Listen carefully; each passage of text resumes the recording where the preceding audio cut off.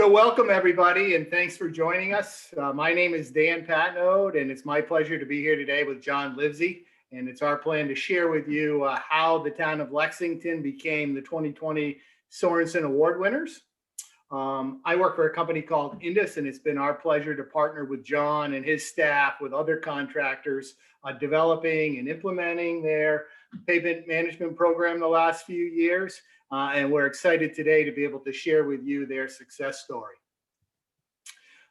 In my opinion, the Sorenson Award is the most prestigious award in our industry, and it's selected and given out by FP2, the Foundation for Pavement Preservation, every year to one fortunate public agency who manages a road network. And this last year it went to Lexington, and this is a picture here of John on the left receiving the award from FP2 President Scott Bergkamp, and they're on the historic green in Lexington where the first shots of the American Revolutionary War were fired. In sharing the story of the Lexington Award with you today, we'd like to do a few different things. First, for those that didn't have an opportunity to meet Jim, we're going to tell you a little bit about him and why he was so special to have such an important award named after him.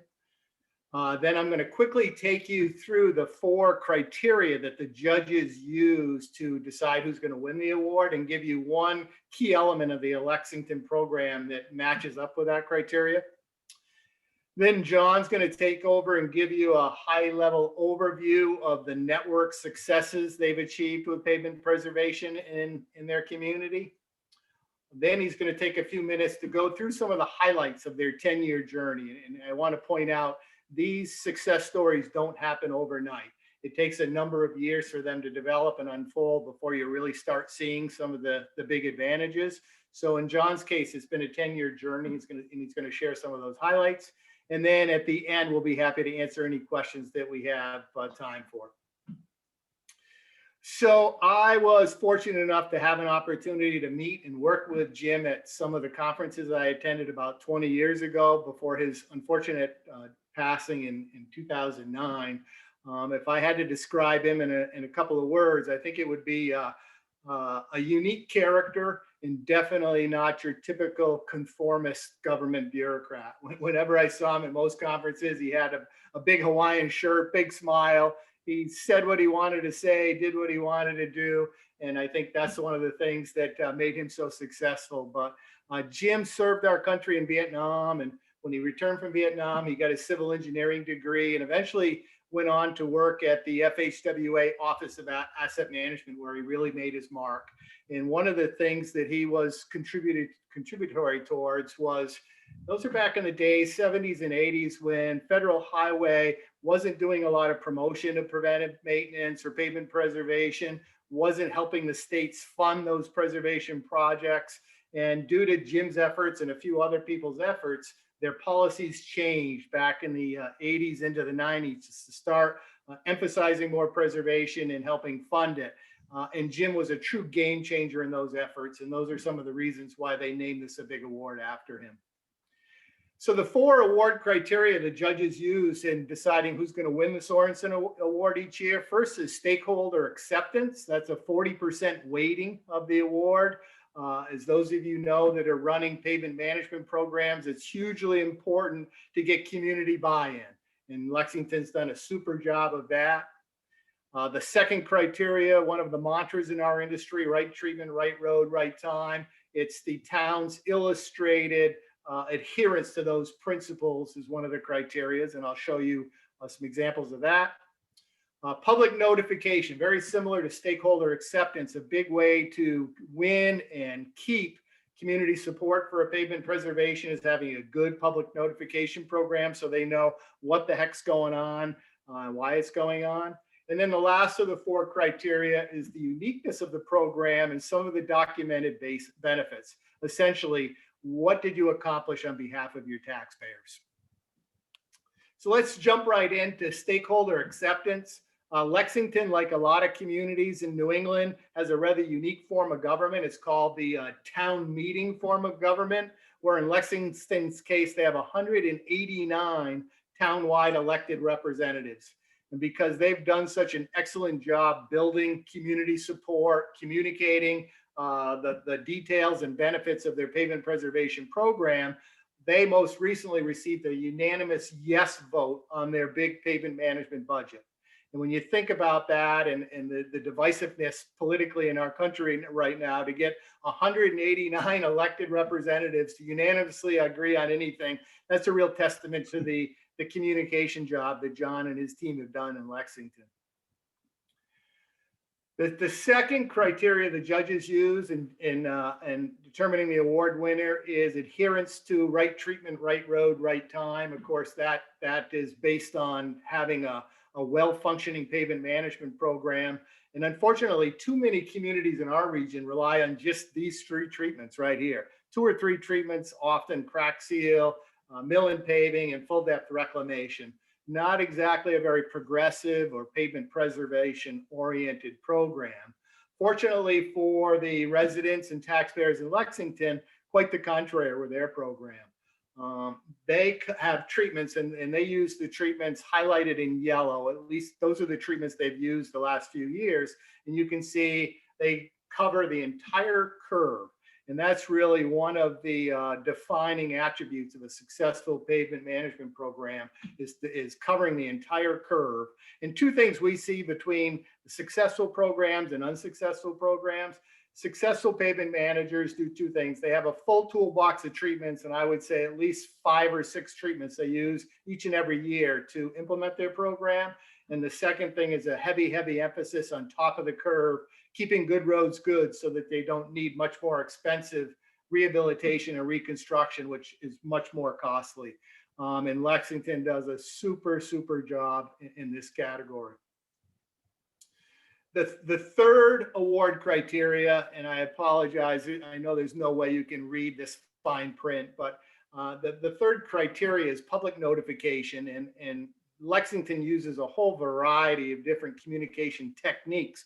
But the one that's our favorite and one that we share with a lot of other of our customers is this annual letter that John and his team put out to all affected residents. That's residents that live on one of the roads they're going to be working on.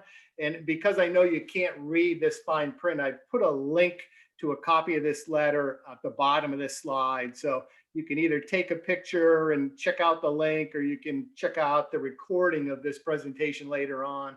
But this letter includes the listing of all the different treatments being used in the work program, gives you a little bit of technical information about each treatment, and explains why that treatment is selected to be used on a certain road. And then attached to the letter is this map. And it's color coded by treatment type. So as an affected resident that lives on one of the streets being worked on, you get this letter, this map in the mail. And instead of being surprised on the day your road starts to get worked on, you've been notified what's happening, what the treatment is, and why that treatment was selected. So again, at the bottom of this slide is a link to where you can get copies of that. And I highly encourage you to do something similar. The last of the 4 award criteria that I'd like to cover before turning it over to John is the uniqueness of their program, including the documented benefits.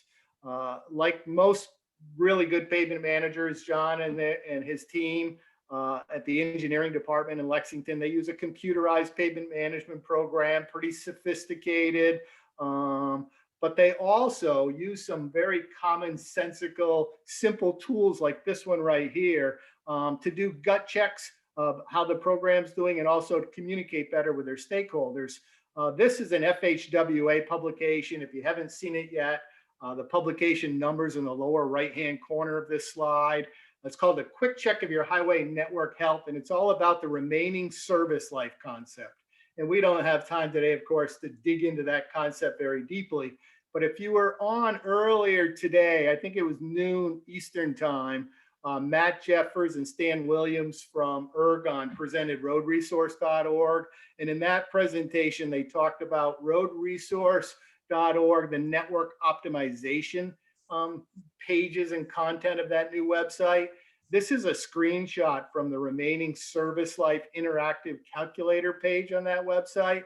And if you haven't been there, I highly encourage you to go there. A really simple to use tool. gives you a quick snapshot for any given year. So you can take your 2020 road program, plug the numbers in and see whether your network gained or lost ground in a given year, or you could plug in your 2021 program and see what that's projected to do. Love this tool. And one of the things I love about working with Lexington is they use this tool religiously every year. And before I turn it over to John, I just want to share with you what they've accomplished the last 3 years and how they've been able to, one of the ways anyways, they've been able to show their successes using that remaining service life tool. So this is for 2018, 2019, and 2020. You can see the list of 7 treatments in the first column that they've used over the last 3 years. The second column is the life extension that John and his team conservatively applied to each of those treatments. And then the third column is the centerline miles of each of those treatments that they applied in 2018. And it's very simple math. You simply multiply those centerline miles times the life extension to come up with mile years of new life injected into the Lexington network in that given program year. So for the 7 treatments they've used, you tally up those mile years in 2018, and you can see down here, if you can see my cursor, they achieved 168.4 new mile years of life into the network. And whether we like it or not, whether they like it or not, that network loses 131.5 mile years of life every year because it's 131.5 mile network. So that's what it loses in terms of life every year, 131.5 mile years.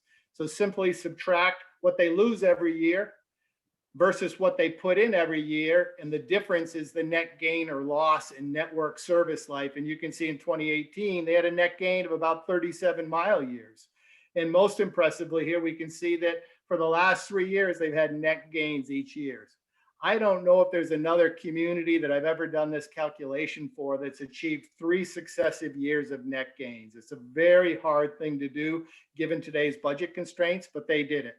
And the last thing I'd like to point out before turning it over to John is how ISSA treatments have played a major role in achieving these new service life gains.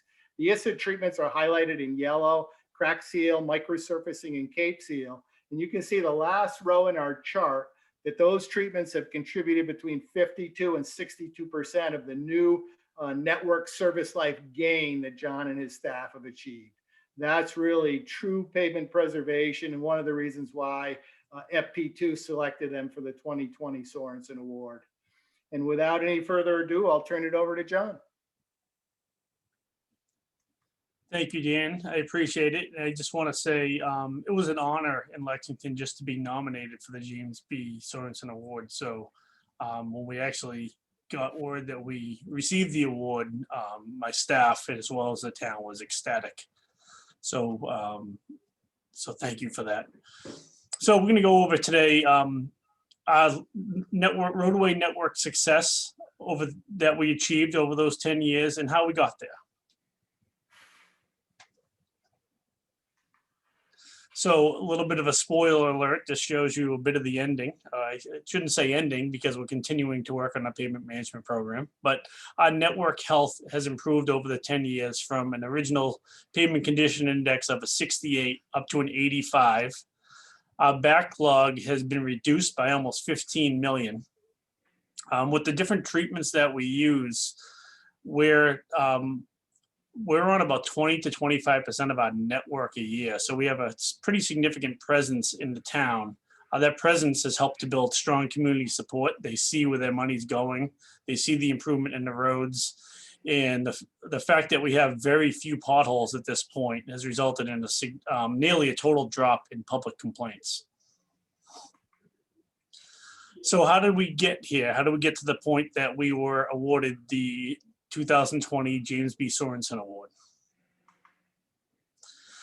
So we knew our roads needed work. It was a big piece of contention when we went to town meeting. People were not happy with the condition. We were receiving a lot of complaints. So first thing we did is we set out to understand what we owned, what our conditions were. So we did a full condition survey of our entire network, which showed our network was at a 68.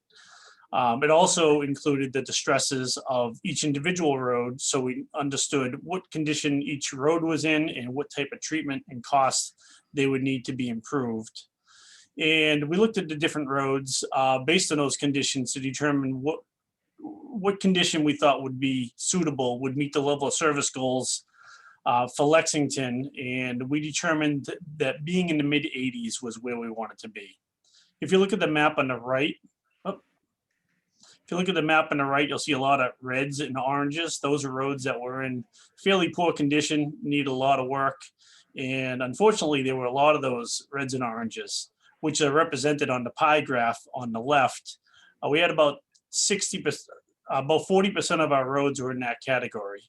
But on a positive note, we had about 60% that were in the preventative maintenance or do nothing category. Now that we had the information, we could project what we needed for a budget. This projection was brought to the select board, and we looked at a number of things. Well, first we looked at what would happen if we got zero funding. It's not on this graph because we certainly didn't want that laid out as an option. But in 10 years, if funding was cut to zero, our roads would have went from a 68 down to a 28.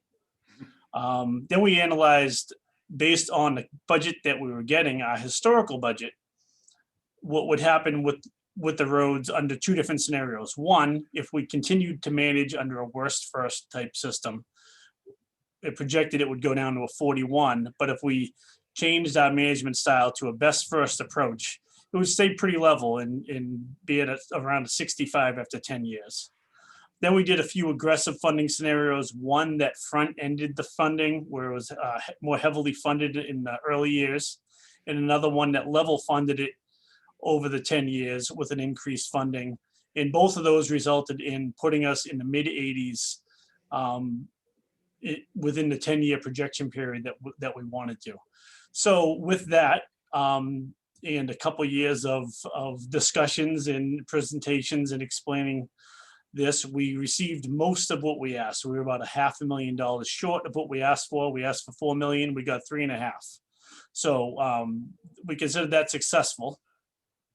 And from there, now that they gave us the money, the pressure was on. So it's easy if you don't get the money to have that as a built-in excuse on why your roads aren't in good condition.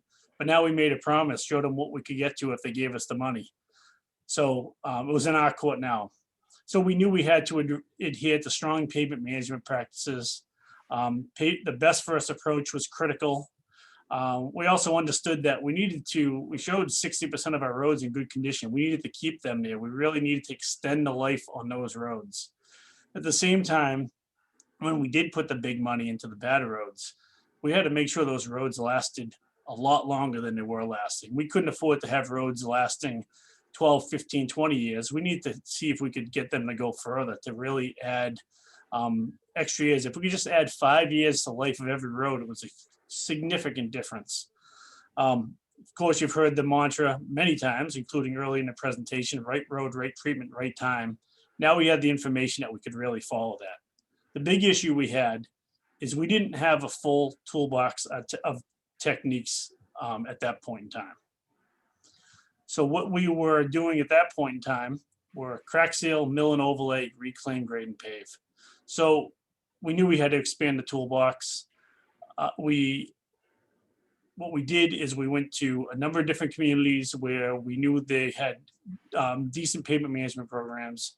We talked to staff there, and we went and visited different roads in different treatment types to get comfortable with things. We started off looking at a lot of roads that were done the previous year. And of course, most of those look great. I mean, pretty much any treatment you do looks good after year one.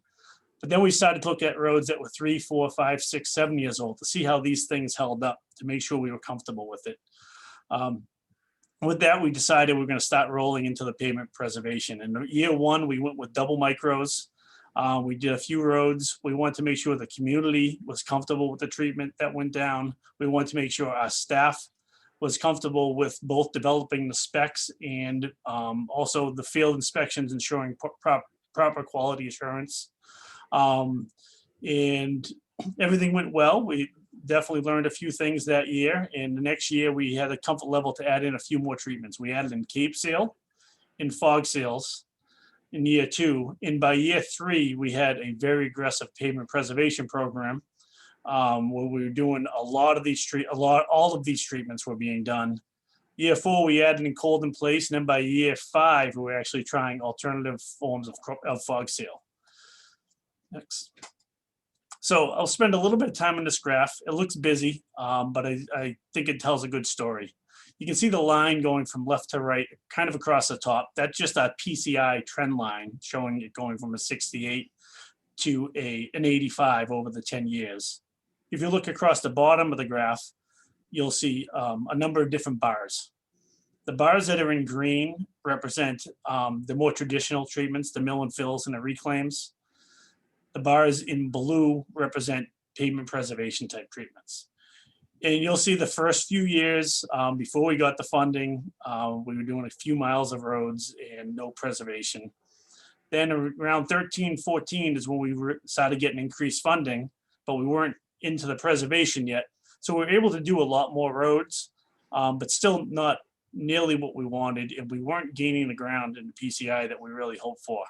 So when we rolled in the preservation program, with 2015 being the first year, you can really see, particularly if you look at the red bar, which is the total miles of work, you can see how much work, how many miles we were covering, what our presence was on these roads. You can also see the climb in the PCI trend.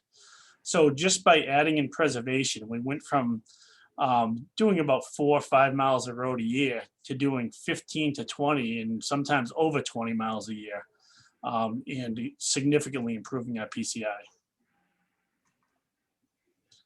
So again, the map on the left is one I showed earlier, just as a reminder. The reds and oranges are the roads that were in fairly poor condition.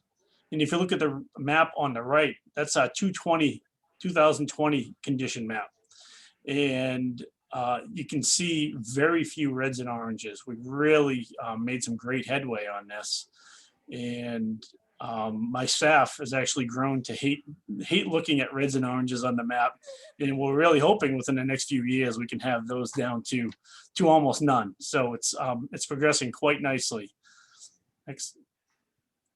And this pie graph, again, the 2010 conditions as a reminder of where we were, with about 40% in that rehab, reclamation, and reconstruction band. And then the 2020 conditions, you can see the blue and green. We positively increased roads that are either in do nothing or pavement preservation from 61% of our roads up to 85% of our roads that are actually in that condition. I think it's a coincidence that it's 85% and the PCI is 85, but I have to do a little analysis to see if there's any true correlation there. And there's a reduction of the roads that are in poor condition from 39% down to 15% of our roads. And our backlog went from over $20 million down to about $7 million. And if you look at the bar graph on the top, you can see of our roads, 131 miles of roads, we have 70 miles of those roads that are over 90. And we only have, for roads below a 60, we only have about 11 miles. So we've made some tremendous headway on that. And my last slide just shows our forecast model, like we did at the beginning. We do this actually every year. But the first slide, we were showing you we needed about $4 million a year to get to an 85. Now, this past year, we did our projection on what we needed to maintain the 85. And it's down to about $2 million a year on what we need to maintain the 85. So we actually presented this to our management staff in our finance department and said, look, I have to be honest with you, we don't need the amount of funding we're getting anymore. You can actually reduce our funding from $3.5 million down to $2 million, and we can maintain a level of service goal. Their response was that our road program was so well accepted by the public that they wanted to keep it going the way it was going, and it resulted in our funding staying the same and being unanimously approved. In fact, this very last town meeting, it was approved on a consent agenda, which means it didn't even go to debate. It was just a direct approval. So with that, I want to thank everyone for attending, and my email is down below. We're here to answer questions, assuming there's time. But if anyone wants to reach out to me, I'm always happy to talk pavement management. It's one of my passions as an engineer, and I'm always happy to let others know about our successes and failures and also learn from others. So thank you. Great. Well, thank you, Dan and John. And I will say we are completely out of time, unfortunately. I don't see any questions at this moment, but if anyone in the audience does have a question for John and Dan, you can either reach out to them directly via their emails, or you can message them directly through the virtual event platform just by searching for their name in the speakers list. So with that, thank you both, and I hope everyone has a great rest of your day.